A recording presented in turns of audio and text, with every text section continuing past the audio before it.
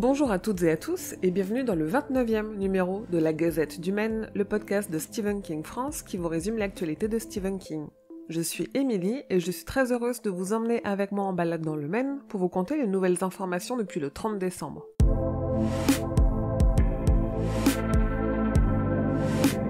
Je vous en parle généralement dans la Gazette, mais une des activités préférées de Stephen King sur Twitter, c'est de conseiller des œuvres culturelles.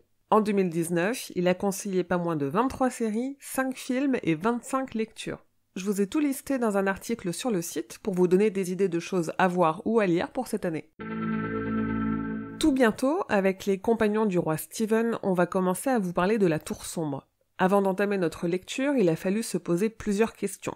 Quelle est la jeunesse de la Tour Sombre?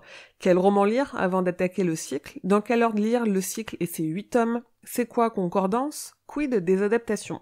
Je réponds à toutes ces questions dans un guide de lecture que j'ai publié sur le site, garanti sans spoilers.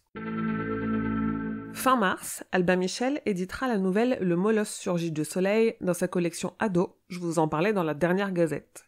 La semaine dernière, on a eu un aperçu du visuel de la couverture que je vous ai posté sur les réseaux sociaux.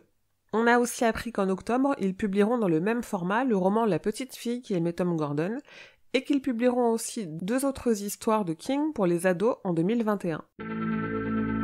Enfin, Stephen King va être récompensé début mars d'un Audie Award d'honneur pour l'ensemble de son œuvre. Les Audie Awards, ce sont les Oscars des livres audio, et King a été un soutien de l'industrie en vantant les mérites des livres audio depuis plusieurs années. 3 de ses audiobooks ont déjà gagné un award dans la catégorie fiction.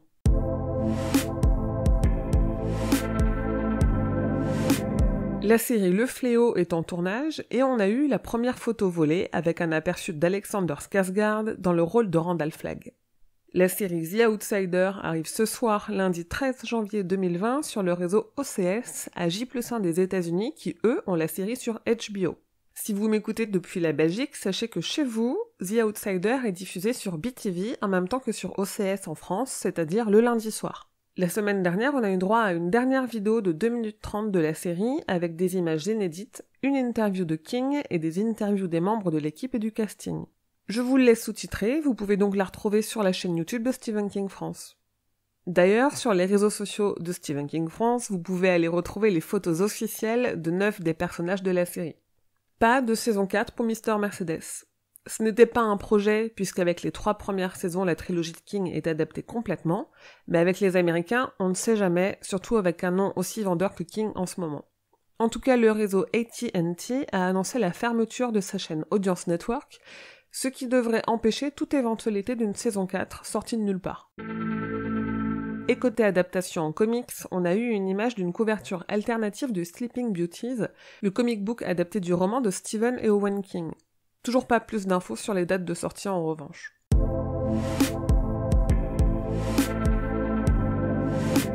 Ce mois-ci dans Le Roi Stephen, on vous parle du roman Dolores Claiborne et de ses adaptations, et on débat pour savoir s'il mérite l'étiquette féministe qu'on a tendance à lui donner.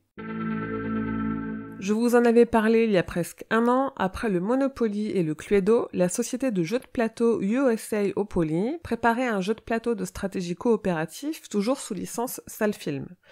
Il est sorti et il est dispo sur Amazon. Côté kiosque, le magazine Film, que vous trouvez actuellement chez votre marchand de journaux, contient des dossiers sur Shining et Christine et un poster collector du visuel de Shining utilisé pour la version 4K du film.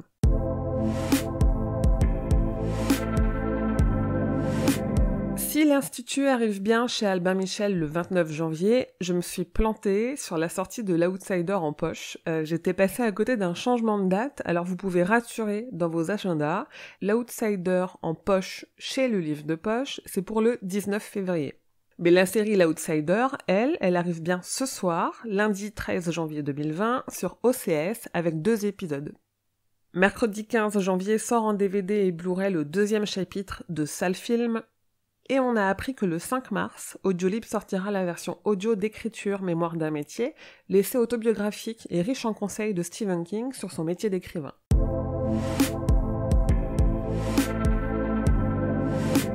Et voilà, c'est tout pour la Gazette numéro 29, et je profite de cette conclusion pour vous souhaiter une merveilleuse année 2020. Qu'elle soit remplie de livres de King, d'adaptations de qualité et de tout ce qui vous rendra heureux et heureuse. Je prépare plein de nouveautés pour 2020 et pour arriver à mes fins, j'ai besoin de votre soutien sur Tipeee. Chaque petite pièce compte et si chacun et chacune donnait juste 1 euro, tout serait possible. En ce début d'année, j'ai plusieurs nouveaux soutiens à remercier, alors un merci infini aux Sai Rudy Orban, Aurélie et Lulu Berlu qui participent à l'aventure en me permettant de vous proposer toujours plus de contenu. Pour me soutenir en 2020, il y a d'autres méthodes. Allez sur le Tipeee et regardez des vidéos. Et oui, ça me verse de l'argent.